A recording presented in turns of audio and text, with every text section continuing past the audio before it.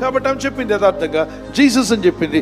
ఆమె ఉన్నది చెప్పింది. ఎంతో మంది చెప్పిన వాళ్ళు ఉన్నారు. క్రీడాకారుల్లో చాలా మంది గెలిచినప్పుడు దేవుని స్తుతించిన వాళ్ళు ఉన్నారు. I gotta give thanks to my Lord and Savior, Jesus Christ. And then second, I gotta thank my Lord and Savior, Jesus Christ. मेरा प्रभु परमेश्वर ने मेरे एक इंडिया मिस्टर वर्ल्ड की चैंपियनशिप दिया, गोल्ड मेडल दिया. Hey, no matter what, even if I lose, I want to say thank you, Jesus Christ, for all He does in my life. Firstly, I say thank you, Jesus.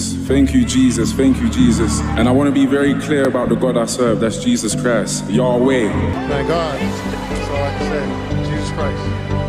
My Lord, my Savior, my rock, my salvation. Give me the glory tonight.